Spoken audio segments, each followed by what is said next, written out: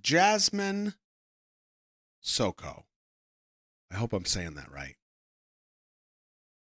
She has 70,000 subscribers on YouTube. We've seen a couple pieces of her art.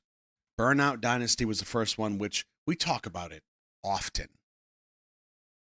She's very interesting, very talented.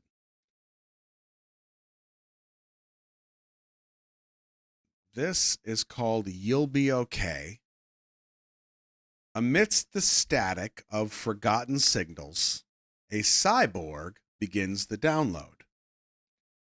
Probably using LimeWire. Fragments of childhood archives, core memories, a digital heart. Somewhere inside the transmission, she recovers her identity, tracing the shape of home within her.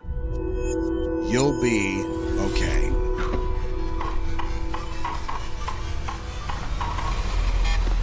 Love, you're feeling kind of down from all of these emotions you're keeping inside. Stop living in your thoughts.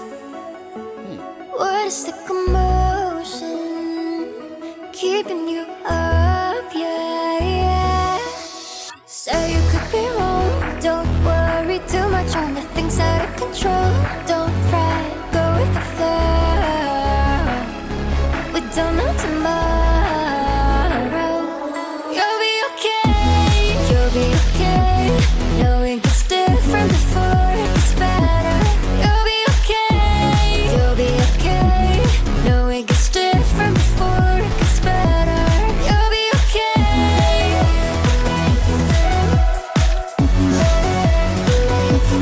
You'll be okay.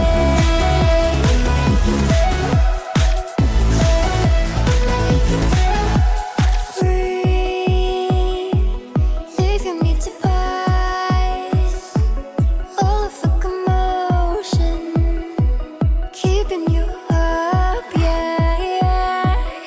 Say you could be wrong. Don't worry too much on the things out of control. Don't fret, go with the flow. We don't know tomorrow. You'll be okay. You'll be okay. Knowing it's different before it gets better. You'll be okay. You'll be okay. Knowing it's different before it gets better. You'll be okay. You'll be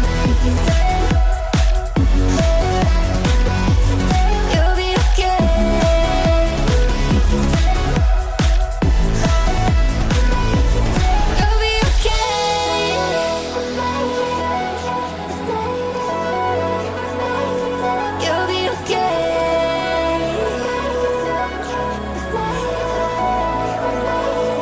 I dream a future where people still believe, and it's the unknown in the world we breathe. Come what may, make it through again and again and again.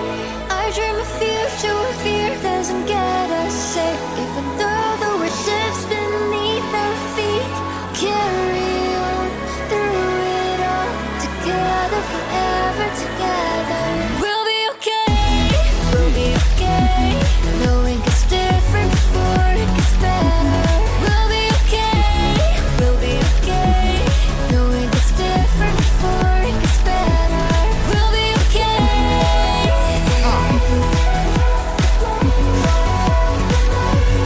We'll be okay.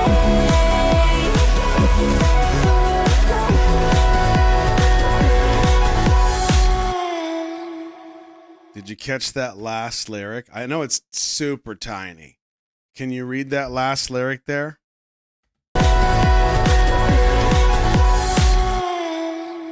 Hold on. Nice. This is Thelma, is that what you're saying? It's her love letter to hometown in Singapore for the 25th celebration?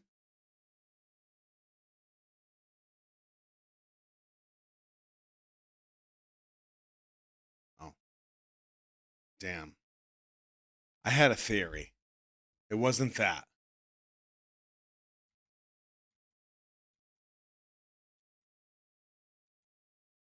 Was this anybody's first time with Jasmine? Hearing that voice? You see what I mean? I mean, I think the messages or the song is super sweet.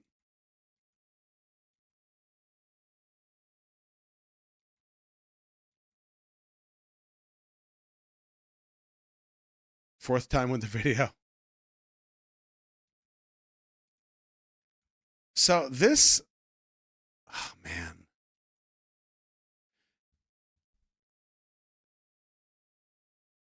If you remember, and some of you won't because you didn't watch it with us, but Burnout Dynasty was the first video that we saw of her, and it's really about how because we live attached to the screens and because of social media, like we are burning ourselves out. We just are in so many different ways.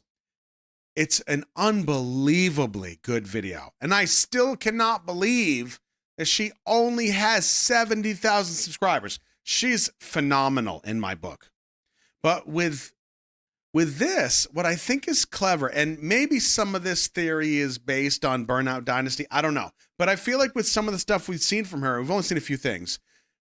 She has purpose to her music.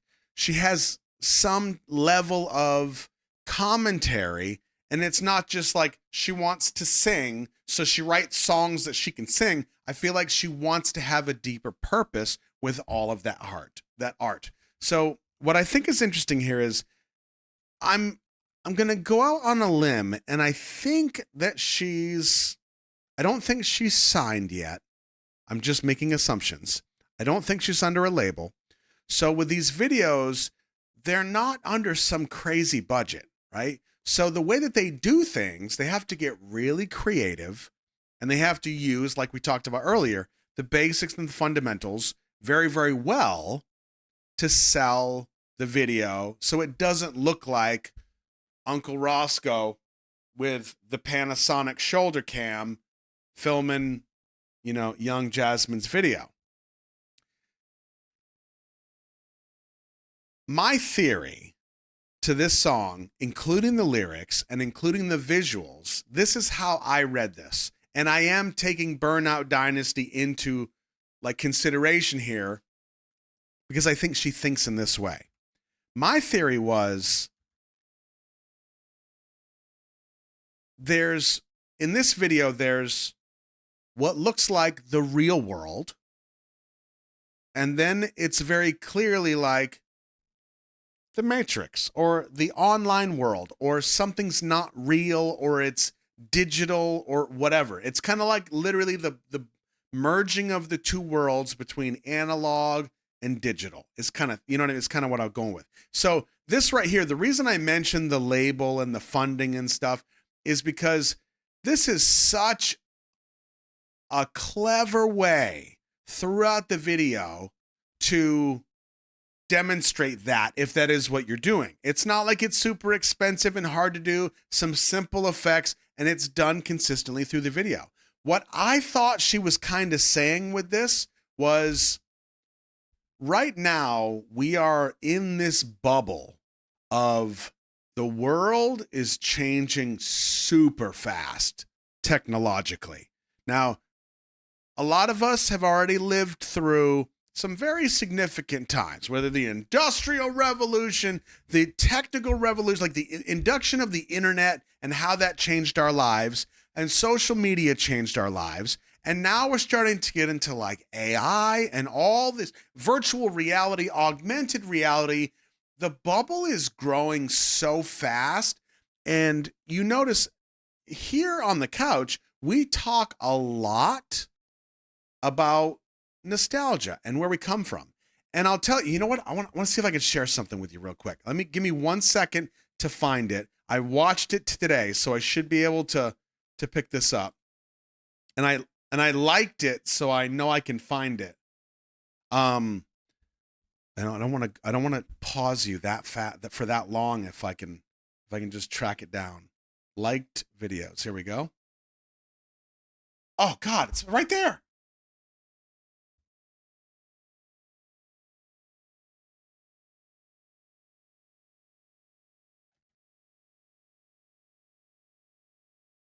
Okay. Some of you, I think, will appreciate this. Some of you may or may not be familiar with a guy named Gary Vaynerchuk. He's an entrepreneur I think this turned explosion of AI is the precursor to marketing genius. He owns VaynerMedia. He's a huge deal. But I've been following this guy since he started a YouTube channel in like 2009 or something. And he started this little wine library show. And he turns his dad liquor store business into a multi-million-dollar thing. Like, he knows his stuff. But listen to what Gary says about where we are right now from a technological standpoint, okay? I think this is so interesting. I think this explosion of AI is the precursor to the explosion of analog. I think we're going into a barbell. Stores, malls. I'm thinking about starting a business that brings back drive-in movie theaters. I'm being dead serious. Every time I say it, people are like, huh, that sounds like a good Saturday afternoon. Like, I can feel it. I can feel what's happening, which is, as we keep getting pushed to this unprecedented level of technology, there's a reason music festivals and sporting events and bar crawls and run clubs, and like, we're yearning for it. It's like, it's enough. We've tapped out. And by the way, it's gonna be like in 10 years, we're gonna do more digital than ever. But I do think, the flip phone and vinyl, and it's clear that we're nostalgic for a reason. Why do you think all these kids want the 90s? It's not just the fashion, it's the pre-internet era, right? The simplicity, the nostalgia, it's so. I think that concept is part of what she might be implying. And when she says, like, visually, it's showing the blend of these two worlds. And that's kind of where we are. Even in the interview with Aaron earlier, like, one of my answers was, well, we can say IRL as in, like, in real life, I'm outside, but also when I'm sitting here with you, this is also IRL. Right? It just is, because you're not just text on a screen. You're people sitting on your couch at home and you're chatting with other real people. I don't think we have a lot of bots, even though I have my suspicions with Lulu. But the point is, I think that there might be something there. And I do think that what Gary says is super interesting. And think about it. How many of you, if you had a drive-in theater in your town, you would go? I wholeheartedly would go. I'd love to go to a drive-in theater. That sounds great. I want malls to come back. I still want Amazon to deliver me chips in 5 minutes. That's great. But I think what Gary says is really interesting. And I do think that, like, if you notice, there's always the pendulum swing. Always. There's culture, and then it swings, and there's counterculture, right? So while the digital bubble begins to grow and grow and grow, and it will continue to grow, I do think that because of that, the counterculture will be what we're seeing this resurgence of, and that's people wanting, like, a CD to hold in their hand. It doesn't have to be their entire music library, but they want a vinyl record.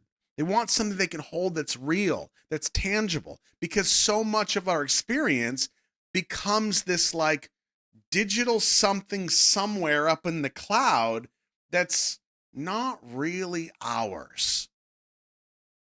And what Gary said about the 90s, he said it's not just the fashion. I don't know if many of us want the 90s fashion to come back, although I do have to admit.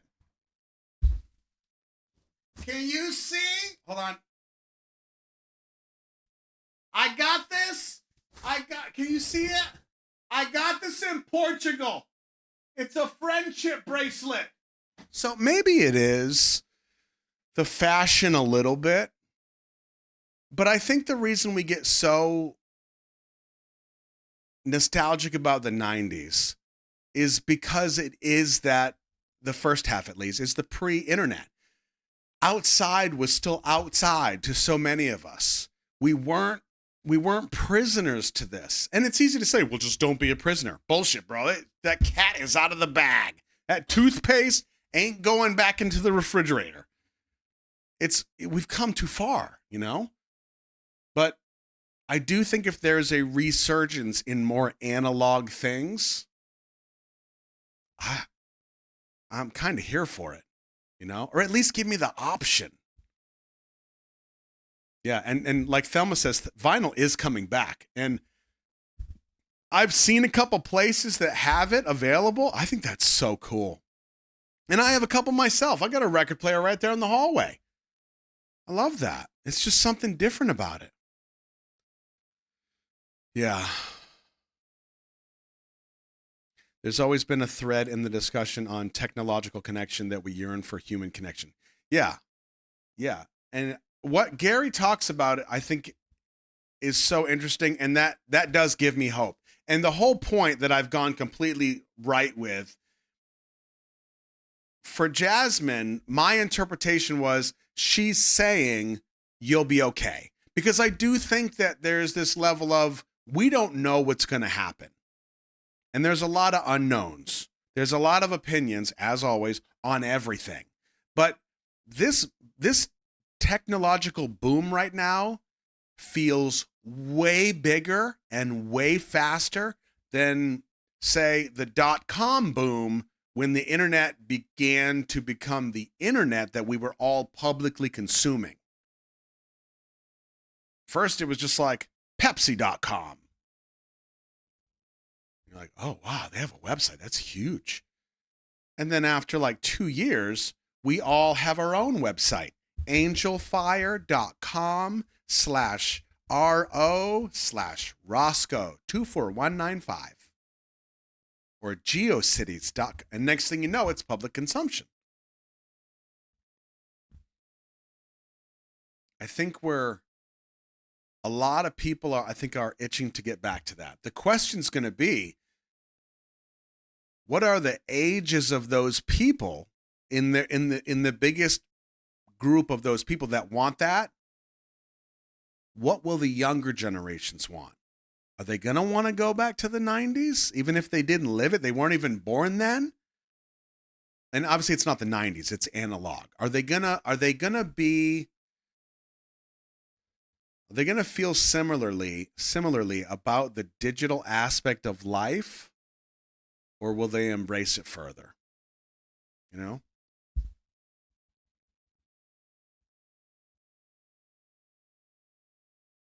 Such a good conversation. This was a really good video. Yeah, so as Thelma said, this is a love letter to hometown, which I think is really cool. 25th celebration of the hometown? I had a little fireball. I don't remember. Embrace the phone book. God, that sounds terrible.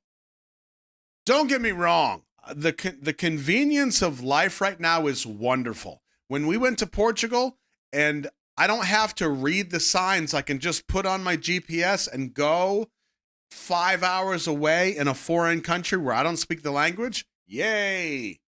Awesome. But I miss things, I miss things.